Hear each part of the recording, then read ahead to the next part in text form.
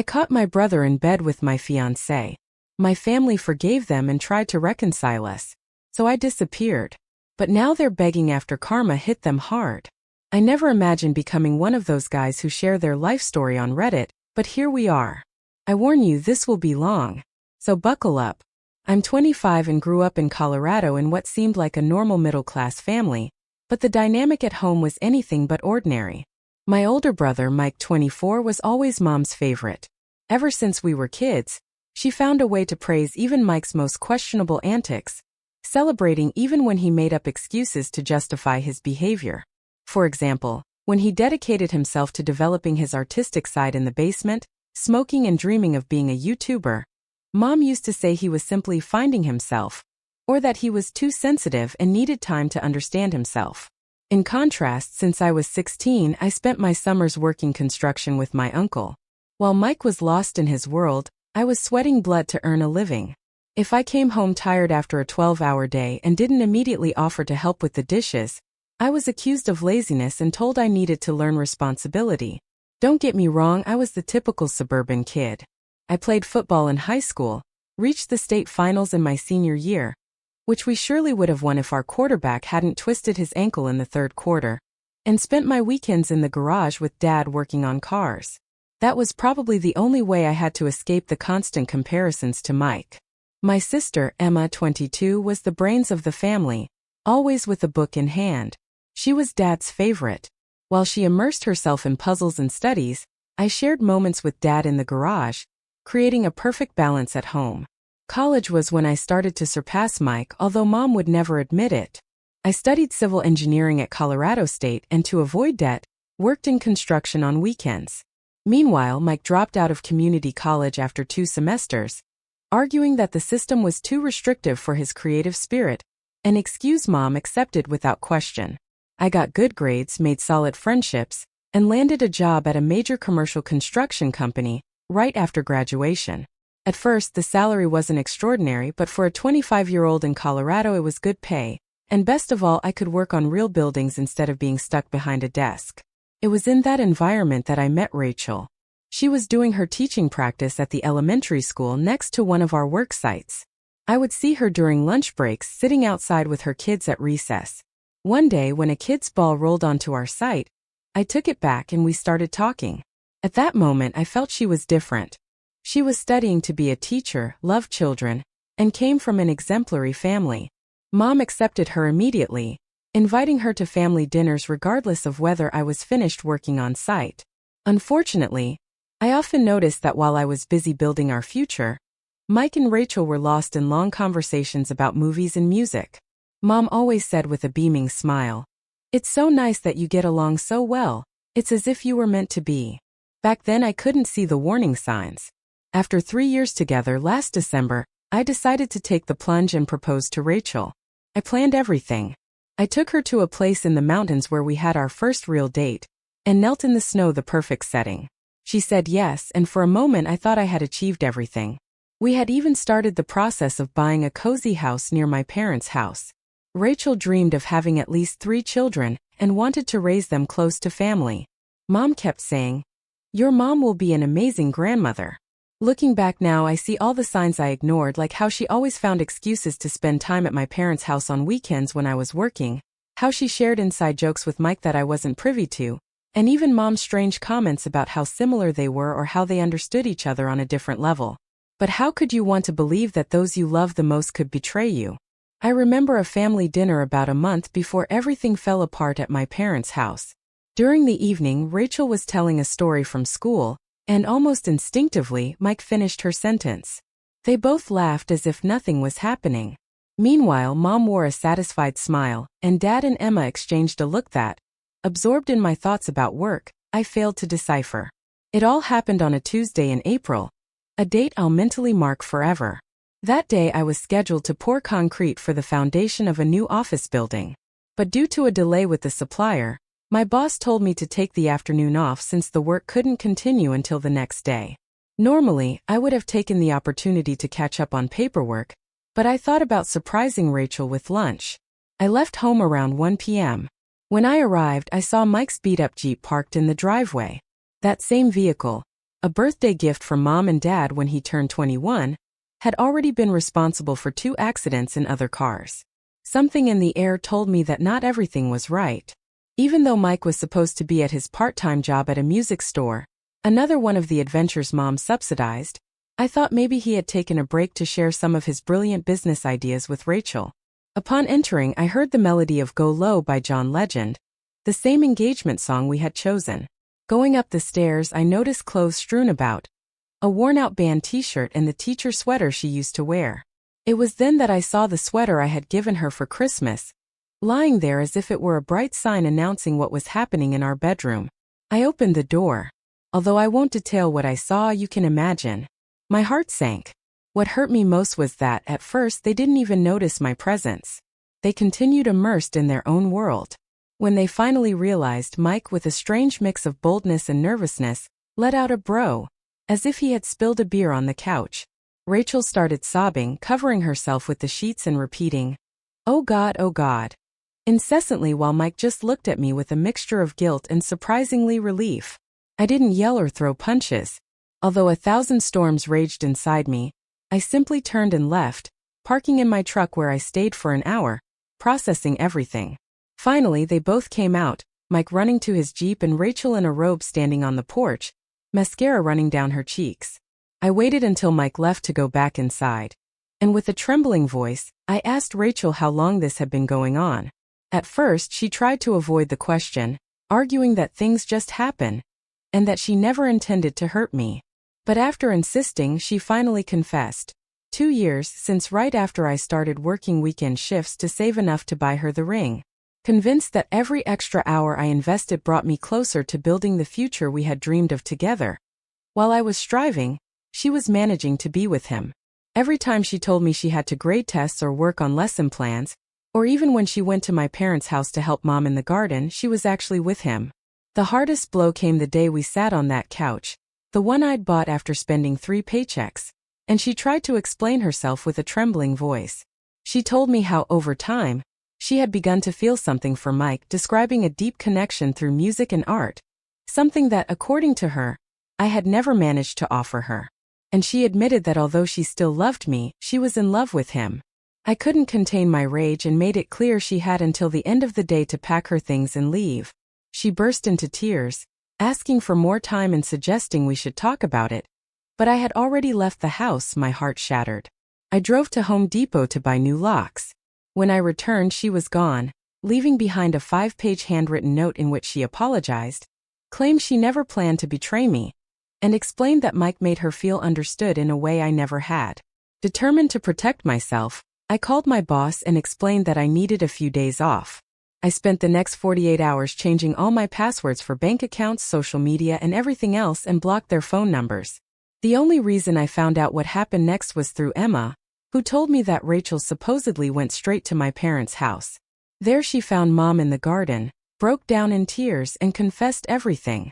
My mother, instead of reprimanding her, hugged her and said that sometimes everything happens for a reason. She even invited her to stay for dinner that same night. Mom prepared dinner for my fiancé and my brother.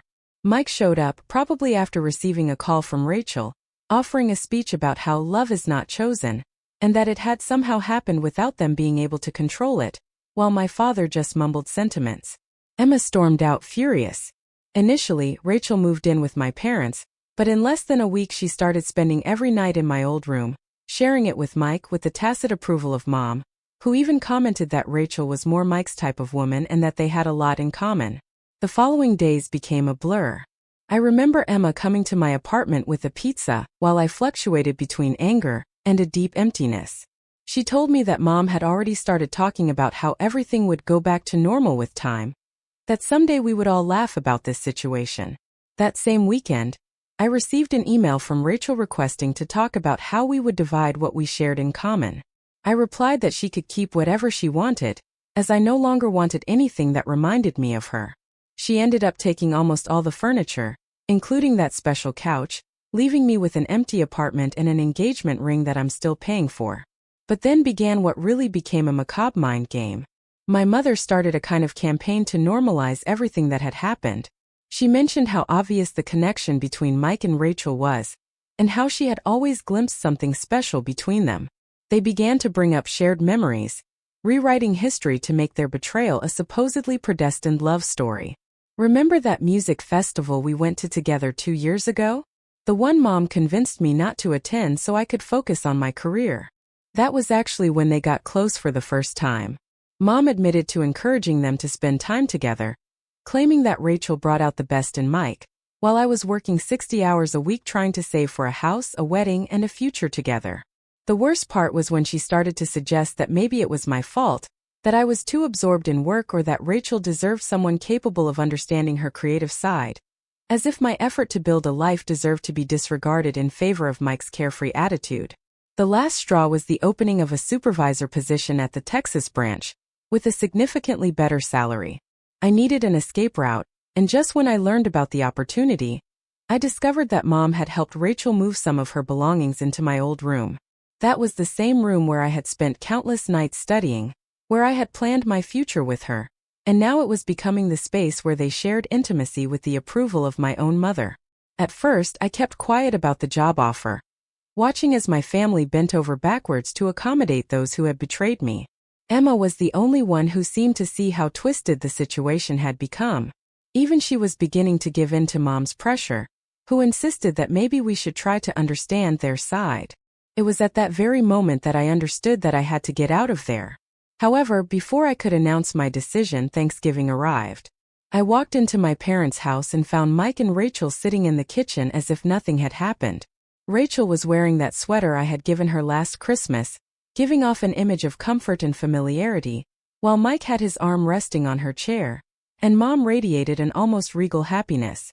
As soon as I walked through the door, a silence so thick you could cut it with a knife fell over the room. That's when Mom started her rehearsed speech about family healing and forgiveness, while Dad sat there unenthusiastically like a cardboard cutout, and Emma sat beside him, looking at me with guilt-laden eyes. At that very moment, Mom dropped the bomb. She had invited Rachel's parents with the intention of uniting both families, as if Mike and Rachel had suddenly become serious, forgetting that they had been destroying all my plans for 2 years. Seeing Mike and Rachel at my own family's table as if they owned the place was the final straw. I couldn't take it anymore. Without saying a word, I walked out of the house while Mom shouted words about family, healing, and other nonsense. I just kept walking. I got into my truck and drove to a McDonald's.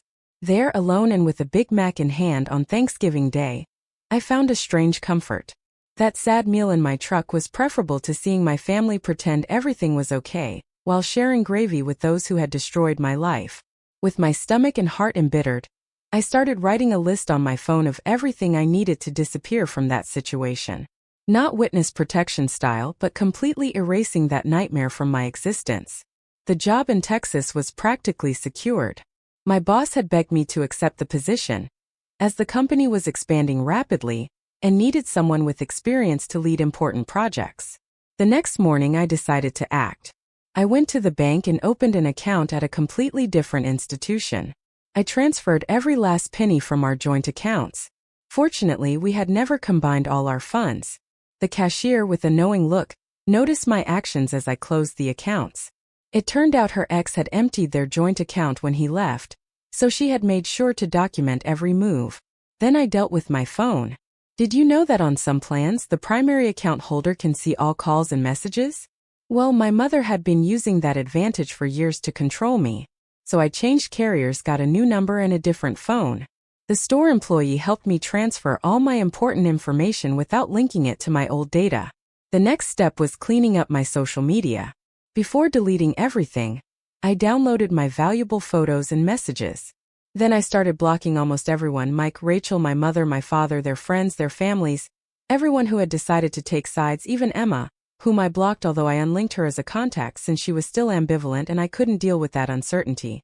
I changed my email and created new social media accounts under a different name for work matters. The apartment issue was more complicated. I had 4 months left on my lease, but my landlord, who had gone through a similar experience with his brother, was surprisingly understanding and allowed me to terminate the lease with only a 1-month penalty. That same night, I started packing everything Rachel and I had bought together, down to the couch she had left. I posted it for free on Craigslist, Guys showed up and took it away in less than an hour. Although my new job in Texas was scheduled for January, I called my boss and explained that I needed to start earlier, making up a story about wanting to settle in before the holidays. He was delighted as they needed help as soon as possible. I found an apartment in Houston through a coworker, signed the lease electronically, and paid the deposit that same day. The following week was a whirlwind of packing and planning. I only told 2 people about my decision: my best friend from the construction crew and my former foreman. They helped me load the U-Haul without asking any questions. My former foreman even warned me that my mother had been calling the office looking for me. The irony of the situation: while I was packing, my mother was trying to organize a big family meeting to resolve things, leaving voicemails saying that we needed to heal together, and that running away from problems wasn't the solution. Ironically, coming from the woman who for years had run away from reality, pretending that her golden boy could never do wrong. On the day of my departure, December 15th, it was freezing cold, as if frost had settled on the windows. The icy air seemed appropriate. I got up at 4 a.m., loaded the last boxes and left before sunrise. I left no note, didn't say goodbye to anyone. I simply got into the truck with the U-Haul attached and drove south. It wasn't long before my mother realized something was wrong. When I got to Kansas, my phone started receiving messages from unknown relatives. Apparently, she had gone to my apartment and realized it was empty. She started calling everyone, crying and saying that I had abandoned the family and that she was very worried. Without stopping, I kept driving. At some point, already in Oklahoma, I received a friend request on Instagram from an unknown account. It was my mother trying to be subtle. Her message was the typical reproach: "Why did you leave without saying anything? We're family and we need you home for the holidays. We can get through this together." I responded with the most satisfying message I had ever written: "I only have one son left, and I am no longer part of that family." Then I blocked her new account and continued on my way. That same night, upon arriving in Texas, I checked into a hotel because I was too exhausted to worry about the apartment. I found myself in a generic room staring at the ceiling, and for the first time in months, I slept through the night without stress, without nightmares, without waking up angry. Just peace. Shortly afterward, I learned that my mother had suffered an emotional breakdown upon reading my message, calling all the relatives and lamenting that her boy was making hasty decisions and that she had failed as a mother. To which I replied, "No, Mom. You were the one who failed, but not in the way you think." Once in Texas, I began to build a decent life. In 3 months, I was promoted to project manager. Apparently, when one gets rid of family drama, focus at work multiplies. I even bought myself a new F-150, the model Mike always wanted but couldn't afford because, according to him, artists don't worry about material things. I started training mixed martial arts at a local gym, thinking I needed a healthy way to channel my anger, and finally managed to sleep without waking up wanting to break something. But then the unexpected happened. It was a Wednesday in January when I received a call, while I was on site reviewing plans with my former foreman. My phone vibrated, and seeing the number had a Colorado area code, I almost didn't answer. It was my Aunt Susan, my mother's sister and the only sensible person in the family. She was crying inconsolably, and all the alarms immediately went off. Aunt Susan almost never shows tears. She told me that my mother had been diagnosed with stage 4 breast cancer, with only 3 months to live, maybe less. My mother wanted to see me to make amends before it was too late. I spent an hour in my truck after that call, lost in my thoughts. Finally, I called my boss to ask for a few days off. I booked a flight back to Colorado for the next morning. I even packed a suit, thinking it was time to face what I had left behind. During the entire flight, I kept thinking about my mother. Despite our conflicts over Mike and Rachel, she was still my mother, and I remembered the good times. Her visits to my football games, preparing my favorite meals, and when she taught me to drive in that old Subaru. By the time we landed, I had convinced myself that perhaps it was the opportunity to fix things before it was too late. Aunt Susan picked me up at the airport. Her behavior was strange. She avoided eye contact and told me that my mother was waiting for me at home. As soon as I entered the house where I grew up, which I hadn't set foot in since Thanksgiving, I found everyone. Mom, Dad, Mike, Rachel, Emma, and even Rachel's parents. There were no hospital beds or medical equipment. My mother looked healthy, dressed in her favorite gardening sweater. The silence in the room was deafening. Then my mother started to cry exaggeratedly, making sure everyone saw her tears, saying that she had done whatever it took to make me come back, that she couldn't bear to see the family broken. Mike and Rachel held hands, looking guilty but at the same time satisfied, as if they believed this would solve everything. At that precise moment, something inside me broke. The image of my mother transformed before my eyes. I saw her as the manipulative and toxic person who, throughout my life, had favored one of her children at the cost of destroying the other. In a low but firm voice I said, "Mom, you faked having terminal cancer just to manipulate me and make me come back." She tried to justify herself, talking about how in desperate times, extreme measures must be taken, and that a mother would do anything to keep her family together. Even Rachel nodded as if that was reasonable, and Mike remained silent, probably thinking about turning it into material for his mediocre poetry. Finally, my father intervened, trying to be the ever peacemaker. "Son, your mother just wants to fix things. We all miss you. Mike and Rachel are already engaged, and we need to find a way to be a family again."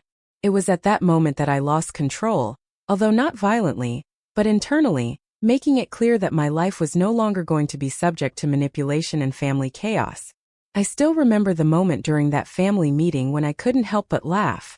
There they were, my family, the same ones who had betrayed me in so many ways, surrounding me with their lies, including that charade about cancer, waiting for me to play along with their delusion. I looked at each of them carefully. The funny thing is that while I was flying back on the plane, a feeling of guilt washed over me. I replayed the good times and wondered if I had been too harsh. However, looking around, I understood that what had happened was actually a gift, as it confirmed with absolute certainty that cutting ties with them had been the right decision. My mother, unable to contain her tears, began to sob in a way she rarely showed, as she normally held back so as not to ruin her makeup. My brother Mike stood up, perhaps wanting to make some fraternal gesture. But I interrupted him, raising my hand. The only reason that had brought me back was the false belief that my mother was on the verge of death. I told her coldly, "Congratulations, Mom. You've just destroyed any possibility of ever having a relationship with me again." Turning my back and walking out, I could hear my mother's cries and wails intensify, while Rachel tried to follow me, justifying herself amidst the chaos. Outside, Aunt Susan waited in her car, really crying this time. After my mother had manipulated her with stories of suicide and a supposedly necessary intervention, that strategy she used to turn everyone's emotions to her advantage. It was exhausted. I hired an Uber to the airport, took the next flight back to Texas, and blocked all Colorado numbers on my phone except for Aunt Susan's, who had earned the right to stay in contact after unmasking the cancer charade. Once in Texas, I completely devoted myself to work and started building a new life. That's when I met Sarah, an incredible woman I met at the MMA gym. She was the opposite of Rachel. Independent, straightforward, and with no interest in family entanglements. She had heard bits and pieces of my story through mutual friends, but never pressured me to talk about it. She simply accepted me with my scars and emotional baggage. Our relationship was going great. Sarah, a trauma nurse, shared with me the value of effort and self-improvement, something my old family never understood. Almost a year later, Christmas arrived. Sarah's family invited me to spend the holidays in Dallas in a warm and genuine atmosphere. Her father, a retired firefighter, was genuinely interested in my construction projects, while her mother insisted on serving me more ham, not taking no for an answer. That night, as we ate dinner and watched old Christmas movies, for a brief moment, I felt that maybe I could regain that sense of home I longed for so much. But Christmas morning brought with it a bitter surprise. At first, everything was idyllic with food, gifts, and that comforting family feeling. That's when Sarah's mother mentioned that they were expecting friends for dinner. Without giving it much thought, I helped set up extra chairs. At around 4 p.m. the doorbell rang. As Sarah's mother went to open the door, I heard a voice I knew all too well. My own mother's, trying to sound sweet and concerned, just like she used to when she had an audience. I felt a chill run down my spine as I turned my head and saw my parents, Emma, Mike, and Rachel standing on the doorstep like something out of a Christmas card. At that moment, I noticed an expression on Sarah's face that mixed surprise with guilt. She already knew she'd been part of this setup. It turns out that for months she had been in communication with my mother, coordinating this intervention with the conviction that bringing the family together could help me heal. According to her version, I was running away from my problems and needed family support. My mother started her speech again. What they did was wrong, but your actions are also unacceptable, suggesting that my escape was as serious as my siblings' offenses. My father intervened, reminding me that it was time to set boundaries, while Mike lamented his suffering for having ruined everything. Rachel, wearing a shiny engagement ring, tried to impart some lesson about the mysterious workings of love, as if her words could undo the damage. I couldn't take it anymore. I looked at Sarah and said, "Find your own way home. I'll pick up my things later." That was my silent and definitive goodbye, as screams, tears, and shouting filled the room. When my mother grabbed my arm trying to remind me of the importance of the family name, I replied that months ago I had changed my name. She collapsed into a chair, lamenting some alleged family and tradition, as if those concepts could justify her manipulations. The drive back to Houston was long and silent. As I drove down the highway, I reflected on how foolish I had been to trust again. That same night, Sarah called me nearly 50 times, leaving voicemails insisting that her intention was to help me, that bringing everyone together was the solution. But I had already been a victim of that same manipulation so many times before. Arriving at my apartment, I looked at the Christmas tree we had decorated together, and on an impulse, I packed the gifts Sarah had given me during the year, along with a spare key and even my old toothbrush. The next day, I left everything at her house before she returned from Dallas. The worst part was discovering later that this Christmas intervention had been planned for months. Sarah had been informing my mother of every detail, where I worked, who I went out with. She'd even revealed my new address, which I had kept secret to avoid this type of situation. My mother, cunning as always, had manipulated Sarah, showing her old family photos and telling stories of a union that had supposedly been perfect. Sarah, convinced she was helping, fell completely into the trap. A year later, my company won a $1 million contract to demolish and rebuild several foreclosed properties in Colorado. Guess which property was on that list? My parents' house, the one my mother had refinanced to pay for Mike and Rachel's wedding, where countless family dinners had been held, where the lies and manipulations had been woven. I decided to personally participate in the demolition. I arrived one Tuesday morning and watched as they dismantled every brick. Halfway through, my mother appeared. I noticed unmistakable signs of wear and tear on her. Later, I learned that to earn a living, she had started working as a receptionist at Walmart, the first job she'd had in 30 years.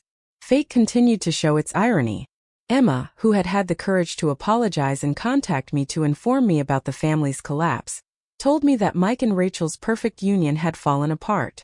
Rachel, who always had a penchant for making bad choices, was caught cheating with Mike's best friend. Yes, the same one who had been their best man. Now, ironically, she was expecting a child by that man after being considered infertile. Mike, unable to cope with the situation, turned to alcohol, lost his job at the music store after repeated absences, and ended up living in my mother's basement in a miserable rental apartment, while writing songs full of bitterness and resentment. To make matters worse, my parents decided to separate.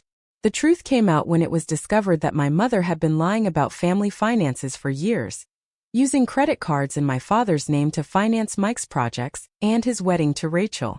My father finally took refuge at my aunt's house, started therapy, and even called me to apologize, admitting his lack of action against my mother. As for Rachel, her teaching career was ruined after her scandals with students and relatives were revealed. Now she works at a call center and lives with the father of her baby in a rundown complex. My mother and Mike have been totally excluded from her life. They don't even talk to each other. Meanwhile, my life took an unexpected and positive turn. I met Molly at the supermarket, and after almost a year of dating, we moved in 6 months ago. She, honest and straightforward, is everything I never found in my old family. She's now pregnant with our first child, and from the beginning, she made it clear that she didn't want any contact with my family, going so far as to block them on all social media. However, my mother, as is usual in a small town where gossip never dies, discovered the news and sent me a box with my old childhood memories and a long letter about family legacy and second chances. I kept only the gums, but the letter ended up in the trash. Recently, Emma told me that she's getting married next month, and that both she and my father want to reconcile, although without the participation of my mother or Mike, as both have started therapy to face their roles in everything that happened. Molly tells me that maybe it's time to think about reopening some doors, but she doesn't pressure me. She understands the magnitude of the situation and reminds me that if people work to change, there could be transformations if they ever happen. Today, seeing how karma has finally caught up with each member of that toxic family, I must admit that instead of feeling satisfaction at their downfall, I only feel a deep relief. Relief at having escaped, at having built my own life, and at having broken that destructive cycle. As for Emma's wedding, I still haven't decided whether to attend. Some wounds, unfortunately, take longer to heal.